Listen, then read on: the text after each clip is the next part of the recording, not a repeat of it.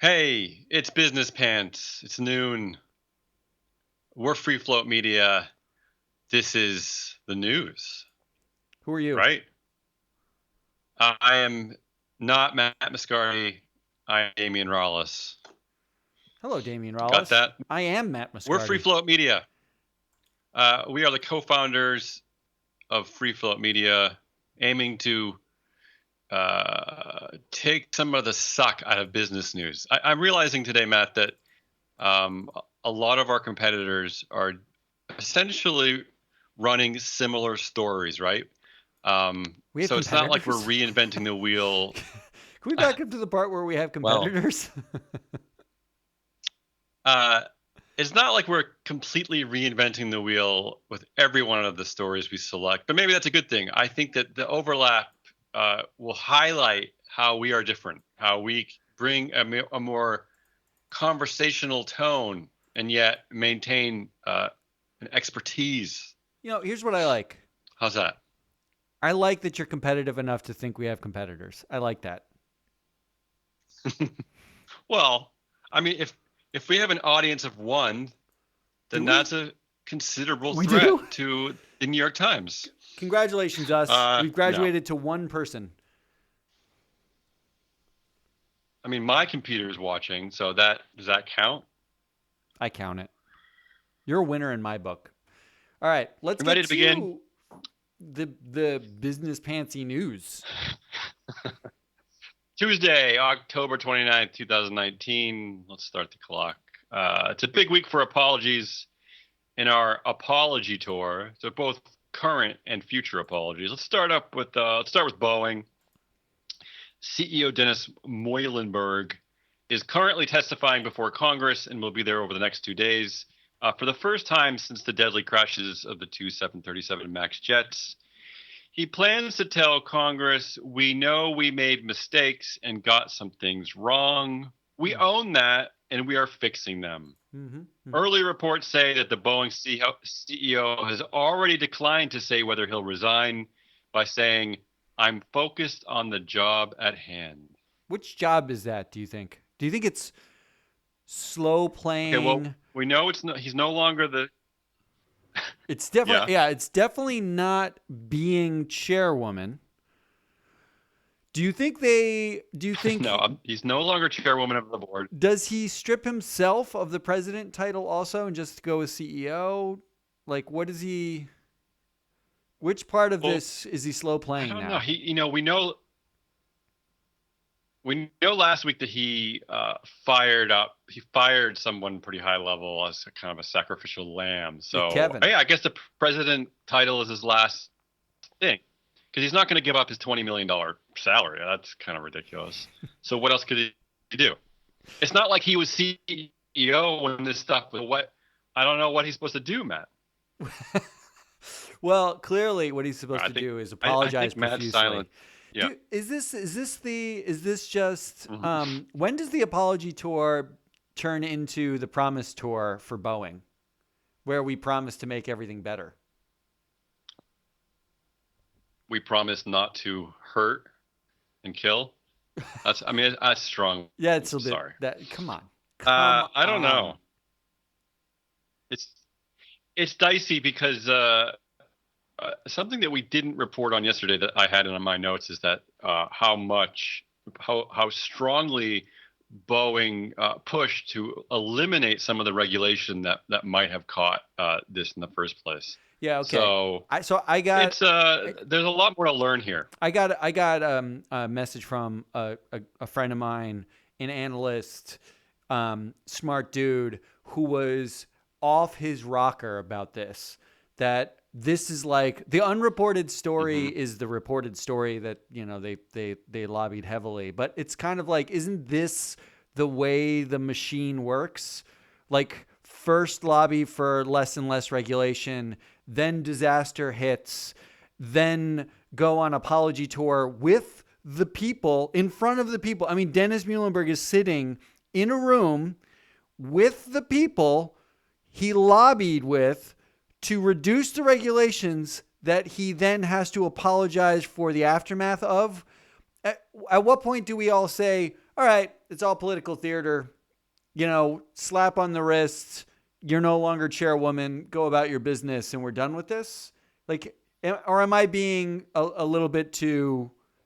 Am I holding us up to a standard that maybe we shouldn't? I mean, when do we just say, yeah, this is the system we live with.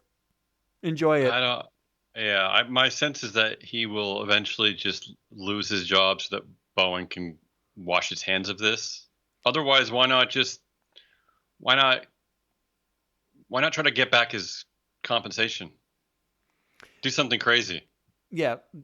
So, note to us. Let's go look at his clawbacks and malice provisions if he has any, because, like we discussed yesterday, we've paid Boeing CEOs $153 million in the time it took to create, sell, and crash the 737 MAX 8s. Yeah. And in the process, for every dollar we paid those CEOs, we've effectively burned over $300 of shareholder value. So, yeah. Well, at what point? It's a call to arms, Boeing shareholders. You're allowed to have a say in this. All right, let's move on. The PG&E Corporation, something we don't talk about a lot because, we hate acronyms. But PG&E is the Pacific Gas and Electric Company.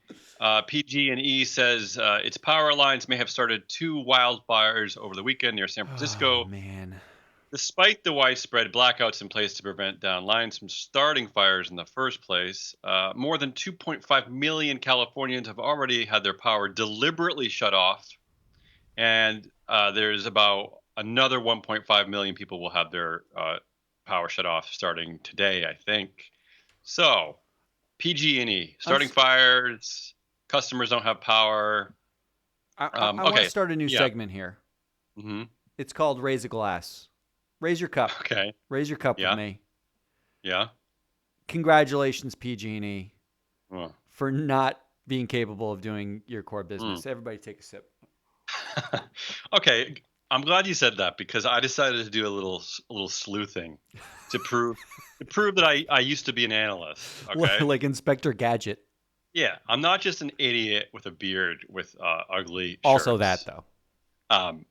So, and I'm going to remind the audience here that I can't wear most of my shirts, which are blue, because of this stupid technology behind us where we get rid of backgrounds. Anyway, okay, so I did some digging, and you'll be happy to know that while Californians deal with the power being out and rotting food and whatever, PG&E executives are quietly gaming their annual bonuses, Matt. So let me tell you a few examples. Explain. Yeah. Okay, so I'm going to put on my professor hat, which means that I'm going to get a little awkward and clunky. But here it goes. So just try to stay with me, all right? I'm going to put on my student hat and fall asleep while doodling in your class.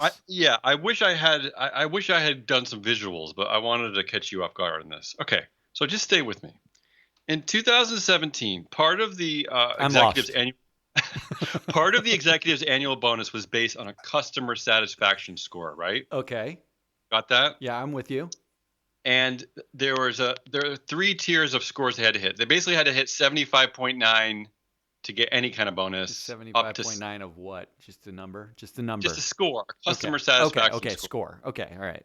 Who cares? And then up to 77.9. That's the largest payout. So that's the range. You got that? You understand the range? I guess so. Yeah, sure. So in 2017, they missed that target and they got 75.6. Okay, so no bonus paid in this area. Okay, right? so you could have truncated the story just by saying they missed their target. No, because it's important. Okay. The customer satisfaction score they were trying to hit was 75.9.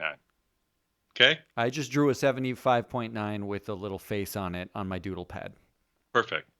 The next year, they completely and quietly changed that, and they lowered that to 74.0 because they couldn't get that high. So instead of trying to get better customer satisfaction score, they lowered the score needed to get the bonus. They hit the bonus, and they made about 20% of their bonus just from the stupid score, which they completely I'm a All bit right. confused by what you're suggesting. Are you Yeah. suggesting that they should have actually gone for higher customer satisfaction? Yeah. Well, how about that? All right. I got one more. One more. This one's even harder to understand. Uh, so they also missed this bonus. Okay, in 2017, they didn't get any money on this. It's called System Average Interruption Duration Index. Got that? Wow. Now let me System tell you, Average Ken, Interruption Duration I bet you Index. Ken Fisher's talking about that in a bar somewhere. So they of course they screwed that one up. They missed it, no money. So what did they do? They just got rid of it. They replaced it with something called customer connection cycle time, which is some vague nonsense about the 12-month average service planning and construction blah blah blah. So they just what do they do when they don't hit targets? They either they change them or they get rid of them. Here at This Free is Float Media, I want to yeah. point this out. Here at Free Float Media, what do we do when we have no viewers and make no money? We just change the metrics. Now we have all the viewers and all the money. Yeah, we should tell our advertisers that our goal now is one viewer. We still missed it. Oh, we went long there. I apologize. That's okay. That was a brilliant segue into me taking a nap. Oh, uh, The most important governance thing about PG&E is they figured out how to pay themselves without doing their job. That's the win. yeah, So exactly. PG&E, lighting fires and winning all the way. And again, to remind our thick-headed audience of Zero, Wow, that's you harsh. shareholders are allowed to vote on this crap. When you see them gaming their bonuses, you're allowed to say no. All right, Yeah, we'll come back to that. let's go to dystopia, and I'm going to talk less this time because I want to wake Matt up. And it's actually two subjects here that will wake Matt up. Oh my god. First I'm of so all, tired. lawmakers in Australia are looking for an effective way to limit kids' access to online pornography, right? Ooh, Got that? okay. So Australia's Department of Home Affairs has a possible solution. It sounded like you Face said homophobes for a second. That was not great. I don't say that. This is their solution: face recognition technology. What could possibly go wrong, Matt? Apparently, this is. I mean, this just seems like the future, isn't it? Everything should just be facial recognition technology. Okay, on top of that story, the CEO behind such games as Pokemon Go says that video games must prioritize safety over profit to prevent gaming addiction. I'll remind you that the World Health Organization officially classified gaming disorder as a health condition. Wow. So here's what I want you to answer, Matt. Here's the broader Riddle me question. this. Will the time we spend on the internet be eventually regulated? Ooh. Now, there's a question. No. No. No, I mean, is the internet the modern tobacco? Is it? Yeah, I think this is what people are starting to wonder. I mean, As you pointed out many times, the Silicon tech dudes don't even let their kids use it as much as we do, right? yeah, well, and that's sort of a thing, right? Like, at what point do we just recognize that we just say, all right, this is all a bad idea, and we're going to do it anyway? What, the internet? Like, even Beyond Meat, which is one of our biz nuggets today, so stay tuned, strap in. Meatless nugget. Even like plant-based meat products are not healthy in the end, right? Like, so we've found a way to turn everything that is simultaneously enjoyable into something that is really terrible for us. Okay. Well, maybe there could be some kind of will there be some kind of sin tax? Yeah, What what do you about what do you think? Do you think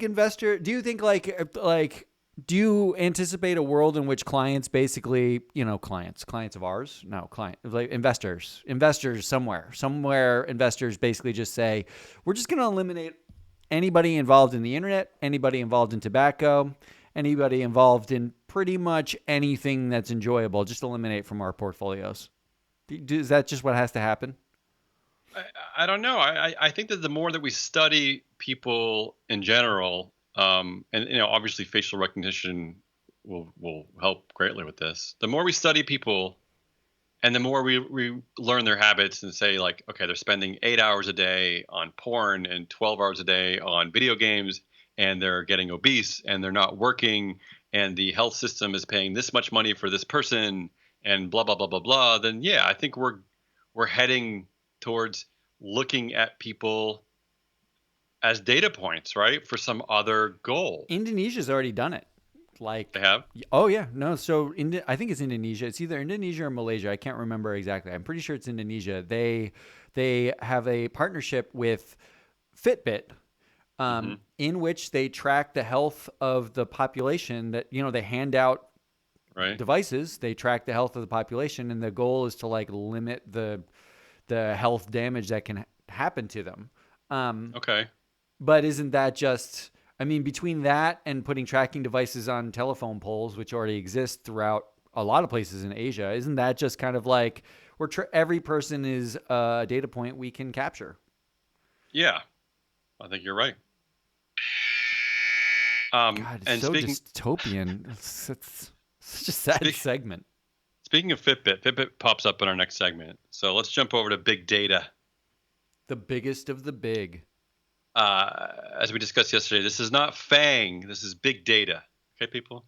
So I want to talk about today all of the different ways in the news today that big data firms are desperately trying to win and keep customers. So I have a list here. All right, Ready? list it. Number Give one. me a list. I love lists. Facebook will now remind you to get flu shots and medical checkups. So take that. Can we actually order platform this? that does nothing. Can we do a Yeah. quick reorder? Can we do the top Uh-huh. top 3 creepiest thing that they're doing in the news today that they're using our data for today? Because that's got to be number one creepy to me. Okay. How about number 2? Uber, loss-making ride-hailing company, Uber. That's what they are. Uber announces a deeper push into financial services with Uber Money. That sounds scary. Money. Yep. Okay. Google parent Alphabet is trying to buy Fitbit, which you just talked about. Ooh, tracking Right. Indonesians. Okay. Yeah. Soon to be tracking everybody. Okay.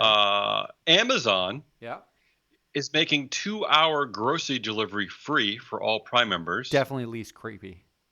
Least creepy, but still like a desperation. It's desperate. Why does it take as much as 2 hours? Why are we taking that long? Yeah, it's true. Finally, TikTok owner ByteDance is eyeing an IPO in Hong Kong. So TikTok is getting its muscles ready to kick some ass. Flex, baby. So here's my question for you, Matt. What do you think are the potential long-term effects on stakeholders in general? I mean, not just the people who use the big data companies, but what do you think are the effects from this constant and desperate short-term hustle for our data? I mean, where do you think this is heading? Look, we've been talking about this like forever. Can Facebook users, Google users, anybody who uses Google, anyone who buys something from Amazon, anybody, taking a ride on Uber, can we just admit we are monetizing them? Like, I know there's this whole conversation about like unicorn companies who are, private valuations in the billions, and WeWork's failure, and Facebook is all these companies are some of the largest companies in the entire world. The entire world, the largest market capitalization, along with Microsoft in the entire world. And yet, here we sit talking about how these companies are valued and the creepy things that they're doing. They don't do them except on the back of the free data we're giving them. We're just handing. Willingly give it. I honestly, I think it's not only do I think it's kind of creepy and terrible, but I think it's what we deserve if we don't, if like as a user, if the user base, like investors are going to be the real investor revolution that they're afraid of is when the users of these, like these platforms, if we want to call them platforms or media companies, we should just call them media companies because that's kind of what they are. The users of these companies wake up and say, why am I giving you this for free? Is it really Yeah. so convenient to me? Like, Oh, okay. What about this? What about this as a system?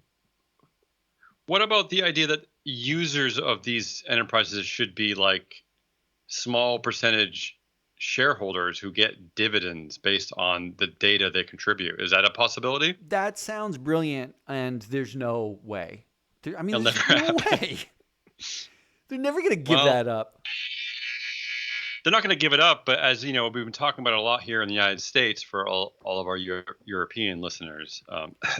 Um, Presidential candidates like Elizabeth Are Warren. you talking to our This one is an friend, idea that Orly, who's watching this potentially? this is not an idea that would be far fetched to someone like Elizabeth Warren. Shout out to Orly. Yes. All right. Let's move on to Biz Nuggets. Insert Biz Nugget theme music here. Biz Nuggets. Let's start with Meatless Meat.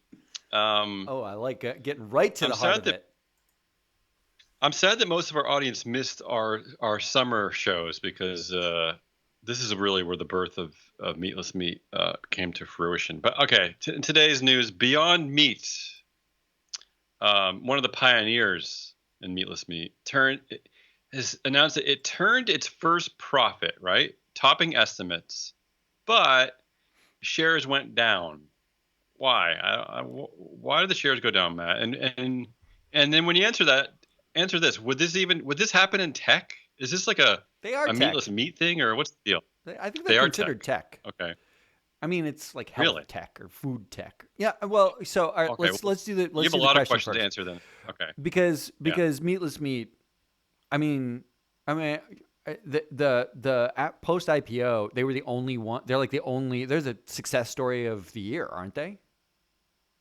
So yeah, they're like a 3 5x times their IPO right now. Yeah, they're still trading significantly above the IPO share valuation. So I mean, they're down, but it's not like they're out. Like it's not like they're plummeting. It's really just, I think investors, honestly, and I don't know what you think about this, but are investors sort of just clenching their assholes at this point in the post WeWork world? Like every one of these companies who have had valuations that are like astronomical, now whenever there's what seems like even moderately not, it's not even not good, it's like moderately less interesting news, they're basically overreacting.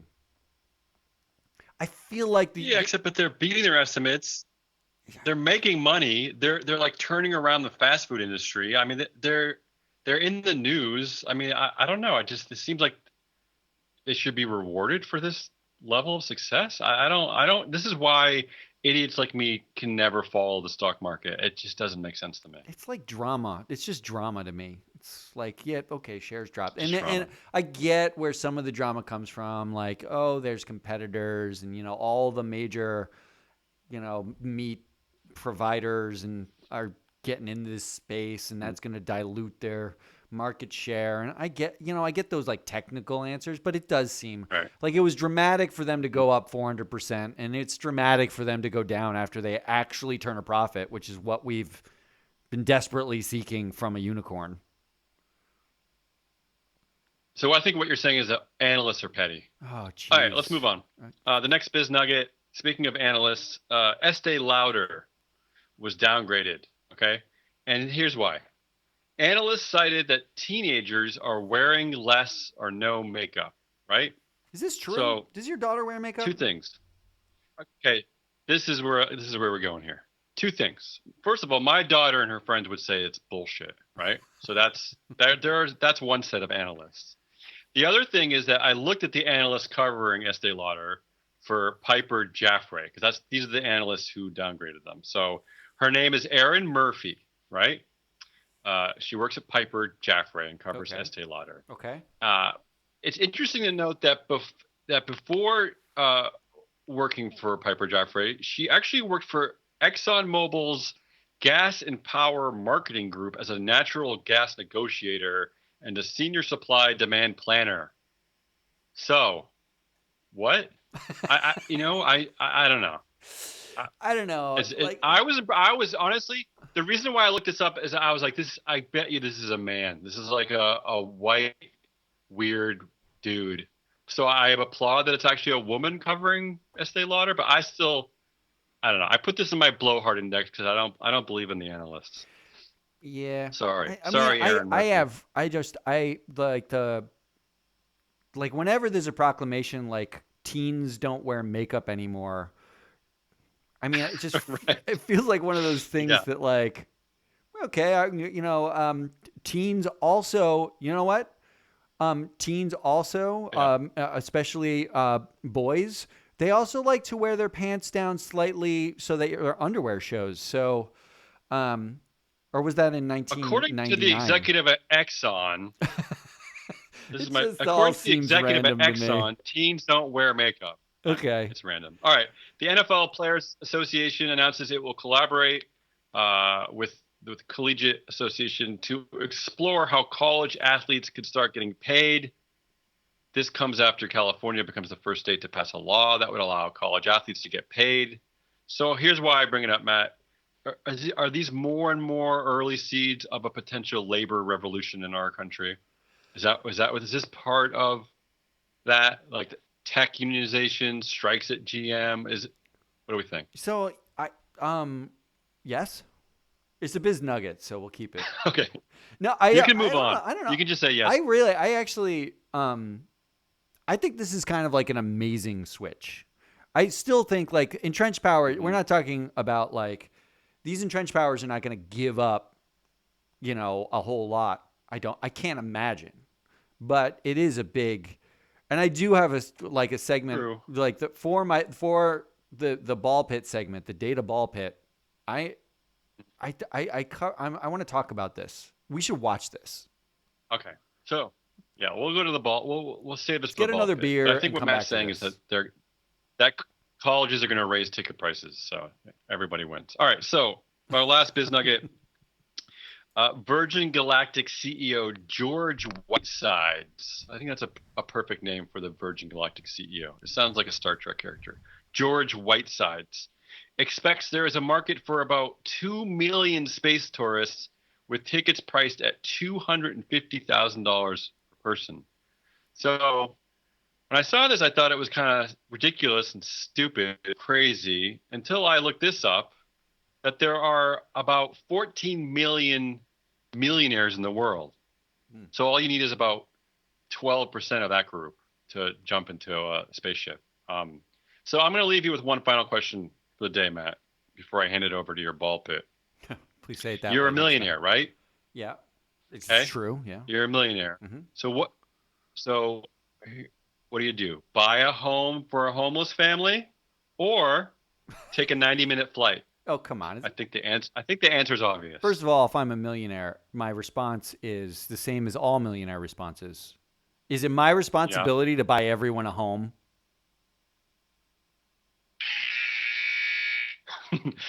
Just one family, Matt. Just one family. Second, I'm going All to right, space. let's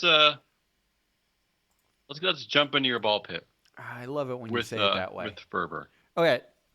So I want to talk about this, this employee idea, because this week, or yesterday, last night, Facebook employees, wrote a letter about the political ads, and it's like a stinging kind of rebuke.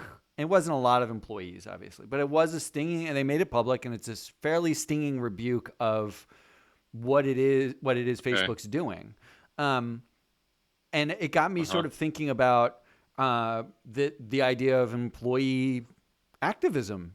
Like it's this growing sort of wing, but it's not happening because tech employees aren't unionized. It's not sort of happening at at the sort of union level. It's not like about unions and Right, it's right. not like GM. It's like it's a different kind. And Not yet. No. not yet. Right. It's this shareholder.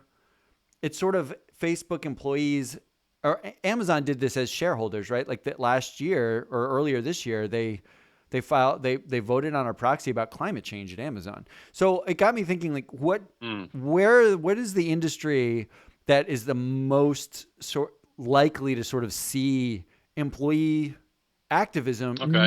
a new wave of employee I activism? like it. So you're with me? Yep. So I went down Yeah. this rabbit Totally. hole, and I pulled Yeah. out which industries basically face the highest level of controversy, because if you were From an within employee, or just in general? just in general, because if you're an employee at some of these Okay. companies, you're not likely to be an activist unless the companies are already under fire for some nonsense. And you can Yeah. like when I pull this, Facebook pops out like Interactive Media and Services, which is the technical, industry for the sub industry group for Facebook, and I just fell asleep thinking of that out loud. I mean, they're in the top 10. It's like they're one of Wake the up. on Okay. the average company faces, it's in the top 10 for issues. And there's and then it's like a question of, okay, so the set of industries is more likely to sort of face a rebuke from employees, but of them, Okay. which one of them actually owns shares? So I went down that rabbit hole and said, what percentage of companies actually offer share ownership plans, like pay their employees with shares in some way? And they're number one. Interactive Media and Services, the industry that includes Facebook, Alphabet, which is Google's parent, Tencent, all these massive tech companies, with the exception of Amazon, because they're not in there. They're number one. They're the biggest, and they offer, in the U.S., 100% of them basically offer some form of share ownership plan. And last but not... because they're companies that... Yeah, go ahead. No, please interrupt. I'm just in flow. I was going to say, is this because tech companies are often associated with startups who don't have cash to hand out to employees? Is that why? I think it's two things, right? Isn't it like, it would be like you want to incentivize your employees, and it's cheaper and easier to give them shares than it is to give them cash, and you can lock them in for long periods. You can pay them a lot more. There's the equity upside. There's all the kind of stuff. But in the end, so what's your last point? The last point here is these companies actually also tend to be the ones whose owners take all of the vote, right? Like where the employees, even if they wanted to, the shareholders, if they wanted to, couldn't actually vote. Don't have a say. They don't have a say. Very, very crafty. Yeah. So there's this this very weird they nexus. Have the stock, but it's speechless.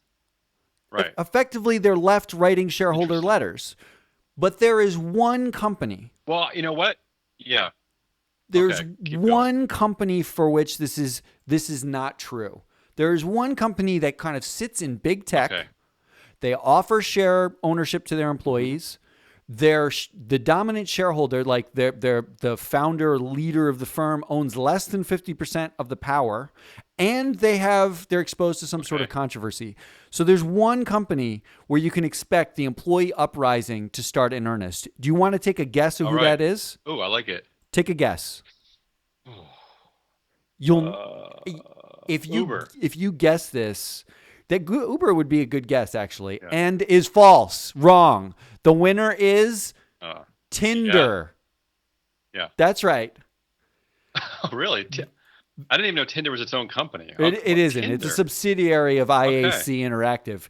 IAC Interactive owns Match, Tinder. They own OkCupid. Basically, if you want to go on a date, that's the company that owns you. Yeah. And that's where employee revolution is most likely to happen. All they need to do is screw up an election. That's where I landed. So I think it goes without saying here, but it behooves IAC to keep its services working, because if people get horny and angry, they're going to be coming for you, right? So keep setting people up, keep them happy.